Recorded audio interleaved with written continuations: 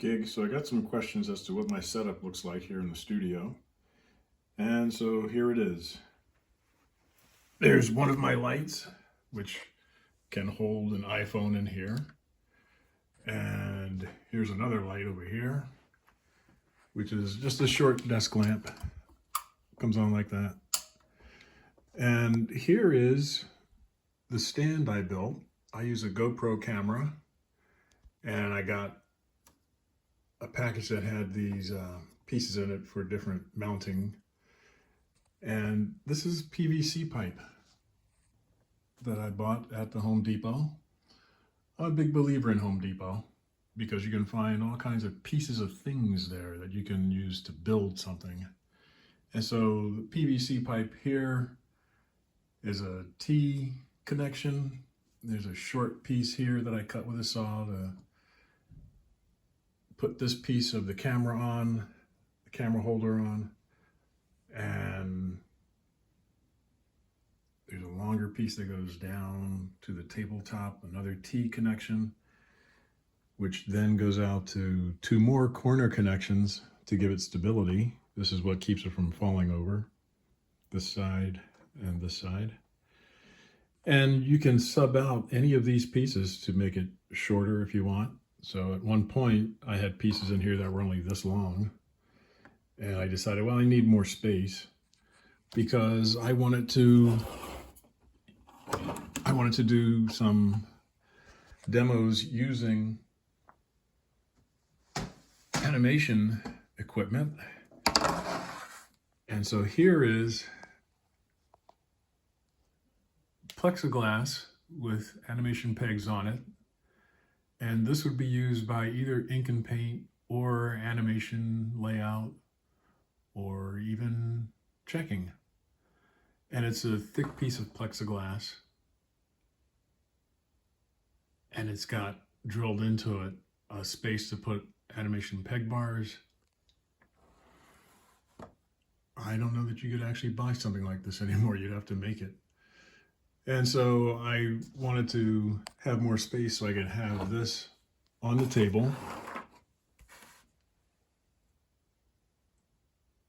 And if I wasn't using this, then I would be using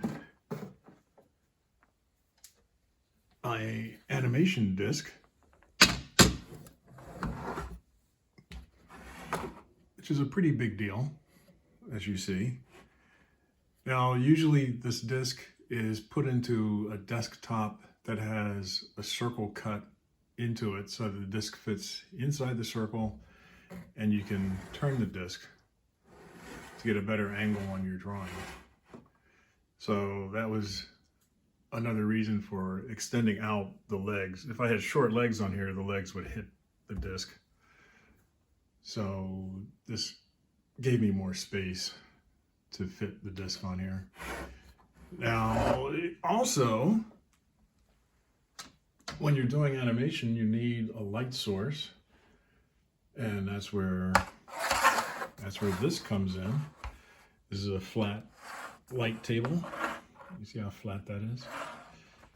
This didn't exist when I was in the animation business. And it takes a plug like this, which happened to be the plug for the Kindle, and coincidentally fits into this.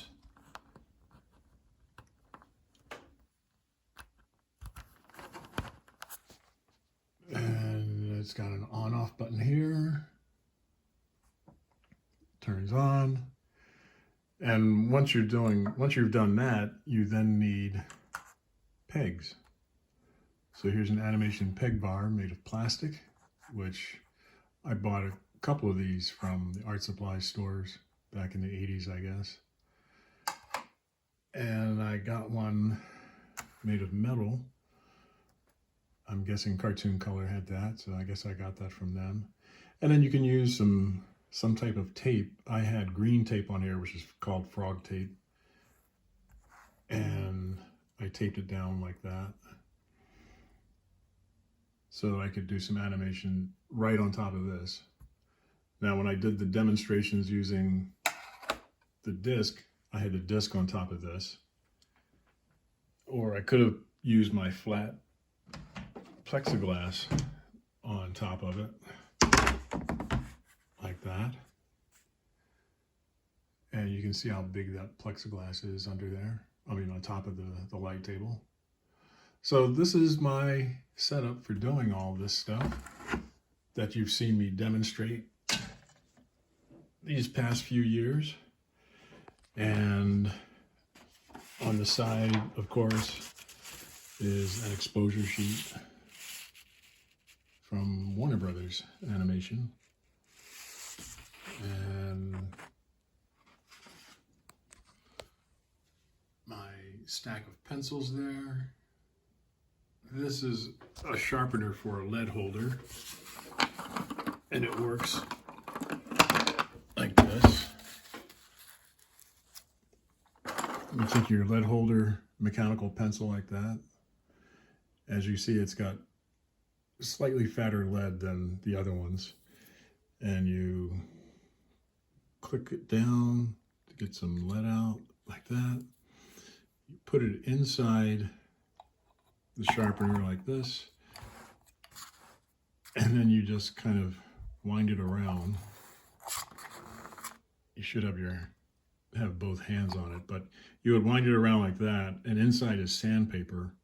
When you finish, you take it out and you dab it in the styrofoam to get the excess lead off, graphite. So that's another thing. I'll be doing some lessons on digital animation using my iPad. Haven't done that in a while, it seems. So it's time to break out the iPad. So you'll be seeing some iPad stuff coming soon. Here I was testing out a Batman project, Fat Batman eating donuts. And this is in Rough Animator, which I like a lot. I like this a lot. And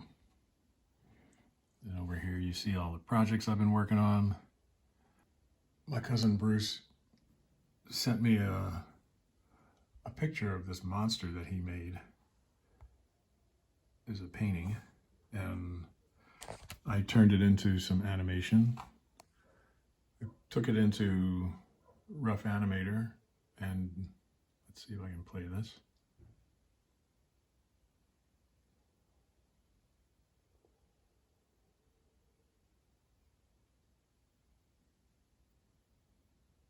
And so the next thing I'm going to do is finish coloring it and then add a voice to it and send it to him. This is just a bit of fun that I had doing some animation in Rough Animator. So look for more stuff like that coming your way. And until next time, you guys keep drawing and keep animating, and we'll see you next time.